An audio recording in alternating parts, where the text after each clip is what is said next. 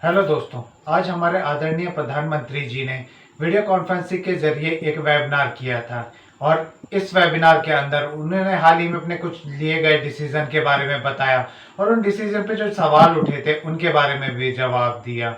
इस वेबिनार के बाद जो डिसीजन उन्होंने लिए हैं वो बिल्कुल ही क्लियर हो चुके हैं और आने वाले टाइम में इन डिसीजंस का हमारे देश के ऊपर, हमारे इकोनॉमिक के ऊपर बहुत ही ज़्यादा इम्पैक्ट पड़ेगा और बहुत ही अच्छा इम्पैक्ट पड़ेगा। इस वेबिनार में उन्होंने काफ़ी अच्छी घोषणाएं भी की हैं और अपने डिसीजंस को पूरे देश के सामने रख दिया है कि वो क्या सोचते हैं, कैसा फील करते हैं और आगे आने वाले टाइम में उनकी प्लानिंग क्या है हमारे देश को लेकर।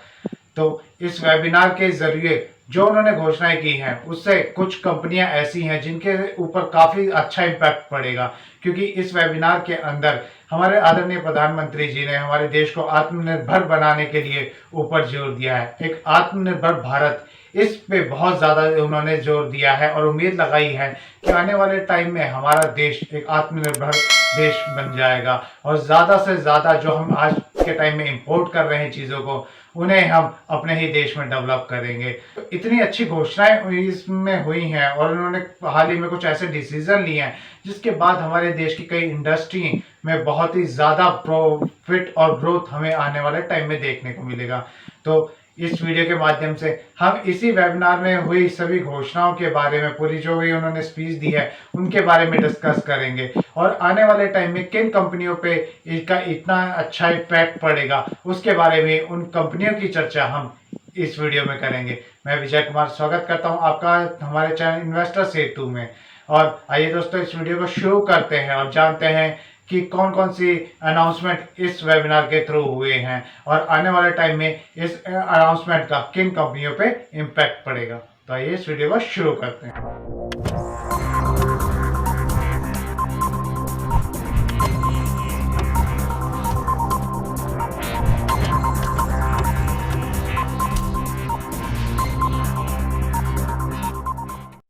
आज हम जिस न्यूज़ की बात कर रहे हैं वो है हमारे प्रधानमंत्री नरेंद्र मोदी जी ने 27 अगस्त यानी कि कल एक वीडियो कॉन्फ्रेंसिंग के जरिए वेबिनार किया था जिसमें आत्मनिर्भर भारत को ऊपर काफ़ी जोर दिया गया, जो कि डिफेंस इंडस्ट्री को लेकर था। इस कॉन्फ्रेंस के अंदर हमारे प्रधानमंत्री जी ने जोर देते हुए कहा है कि इंडिया को अब आवश्यकता है सेल्फ रिलायंट बनने की, वो भी डिफेंस सेक्टर में।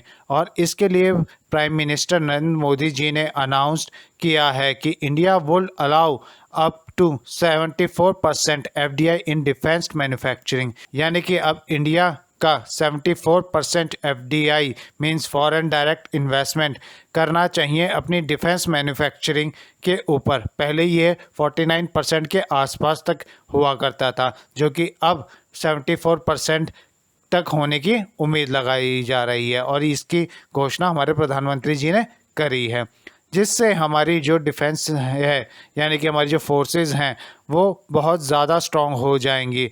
और हो सकता है इस न्यूज़ के बाद जो डिफेंस सेक्टर से जुड़ी कंपनियां हैं उनके स्टॉक्स में भी काफ़ी ज़्यादा अच्छा ग्रोथ हमें देखने को मिल सकता है। एक और बात जो उन्होंने अपनी स्पीच में कही है वो है to make India capable and boost global peace. ये बहुत ही बड़ी बात हमारे आदरणीय प्रधानमंत्री जी ने कही है। हमारा देश बहुत ही कैपेबल है और अब हम आत्मनिर्भर बनने के लिए पूरी तरीके से तैयार हैं और ज़रूरत है कि अपनी आत्मनिर्भर बन के जो बाहर से इंपोर्ट करते हैं उन्हें हम कम करें और अपने ही देश में ज़्यादा से ज़्यादा डेवलपमेंट करें, मैन्युफैक्चर करें, जिससे हमारी इकोनॉमिक के ऊपर भी काफ़ी अच्छा इम्पैक्ट पड़ेगा। कई सालों से इंडिया एक बहुत ही बड़ा डिफेंस इंपोर्टर के रूप में जाना जाता है। आज़ादी के बाद हमारा देश इतना कैपेबल था कि वो डिफेंस मैन्युफैक्चरिंग कर सकता था, लेकिन इस और कभी इतना ज़्यादा ध्यान दिया ही नहीं गया, जिसके चलते हम ज़्यादा से ज़्यादा डिफेंस प्रोडक्ट्स को इंपोर्ट करा करते थे। लेकिन अब आत्मनिर्भर भारत में हमें ज़्यादा फोकस अपने डिफेंस सेक्टर को मजबूत करने पे दिया जा रहा है और साथ ही साथ डिफेंस मैन्युफैक्चरिंग को भी बढ़ावा देना होगा। इसकी घोषणा हमारे प्रधानमंत्री जी ने लाइव आकर की है। वहीं पर 9 अगस्त को हमारे डिफेंस मिनिस्टर राजनाथ सिंह जी ने अनाउंस किया था कि जल्द ही इंडिया लगभग 101 वेपन एंड मिलिट्री प्लेटफॉर्म्स का इंपोर्ट बंद कर देगा और उसकी जो मैन्युफैक्चरिंग है वो हमारे देश में ही होगी। जो हमारा DRDO है वो डिफेंस सिस्टम और वेपन देखता है, उन्होंने आइडेंटिफाई किया है कि लगभग 108 military systems and subsystem for the domestic industry to design develop and manufactures, यानी कि हम काफ़ी सारे इक्विपमेंट्स और अपने जो वेपन्स हैं वो अपने ही देश में हम डेवलप कर सकते हैं, वो भी बड़ी आसानी से। तो अब हम जो भी करेंगे, यानी हमारे देश जब आत्मनिर्भरता की तरफ बढ़ेगा तो सबसे पहले हम अपने डिफेंस सिस्टम्स को स्ट्रॉन्ग करेंगे और उनकी जो मैन्युफैक्चरिंग है वो अपने ही देश में करेंगे। यानी आने वाले कुछ ही सालों में हम अपने देश के लिए वेपन इंपोर्ट करना बंद कर देंगे और हमारे देश की जो इंडस्ट्री है वो ही आने वाले टाइम में वेपन्स बनाएगी। इससे इन इंडस्ट्रियों को बहुत ही ज़्यादा फ़ायदा होगा और जो पैसे अब तक विदेशी कंपनियों को हम इंपोर्ट के लिए दे रहे थे, वेपन्स खरीद रहे थे उनसे, वो अब हटकर हमारी इन देशी कंपनियों के पास में इन्वेस्ट होगा, जिससे इन कंपनियों को फ़ायदा होगा ही, साथ ही साथ देश के इकोनॉमिक में भी काफ़ी ज़्यादा हेल्पफुल होंगी ये चीज़ें। ये वेबिनार पूरी तरह से डिफेंस सिस्टम के लिए था, जिसमें बहुत से बड़े घोषणाएं पीएम मोदी ने करी हैं और इसका असर हमें डिफेंस सिस्टम से जुड़ी कई कंपनियों के स्टॉक्स में देखने को मिलेगा और उनमें से कुछ कंपनियां जो हम आपके लिए आज इस वीडियो में लाए हैं, उनमें से जो पहली कंपनी है वो है भारत फोर्ज लिमिटेड की। फ़िलहाल इसके स्टॉक का प्राइस 512 के करीब में चल रहा है और पिछले कुछ टाइम से ये काफ़ी अच्छा परफॉर्म कर रही है, तो इसमें भी आप इन्वेस्ट आराम से कर सकते हैं। हमारी जो दूसरा स्टॉक्स है वो है L&T लिमिटेड का। इसे कौन नहीं जानता, सब लोग इसे जानते हैं और ये काफ़ी अच्छे शेयर्स के अंदर इस कंपनी को माना जाता है। फिलहाल इसका जो स्टॉक प्राइस है वो 979 के करीब में चल रहा है और अगर हम इसके पिछले एक मंथ के परफॉर्मेंस को देखते हैं तो हम इसमें काफ़ी अच्छा ग्रोथ देखने को मिलेगा।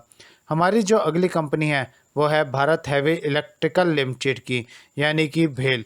ये भी एक बहुत ही अच्छी कंपनी है और इसके स्टॉक्स का प्राइस करंटली 39 रुपीज़ के करीब में चल रहा है। दोस्तों एक बात ज़रूर मैं आपको बोलना चाहूँगा, कोई भी न्यूज़ जो पब्लिश हुई है उसे देख के या किसी के कहने पे कभी भी किसी स्टॉक्स में इन्वेस्ट ना करें। किसी भी स्टॉक में इन्वेस्ट करने से पहले अपनी रिसर्च और एनालिसिस ज़रूर करें ताकि आने वाले टाइम में आपको फ़ायदा हो सके और सोच समझकर अच्छे से पूरा चेक करने के बाद ही किसी कंपनी के अंदर इन्वेस्ट करें। हमारी जो अगली कंपनी है वो है भारत इलेक्ट्रॉनिक्स लिमिटेड।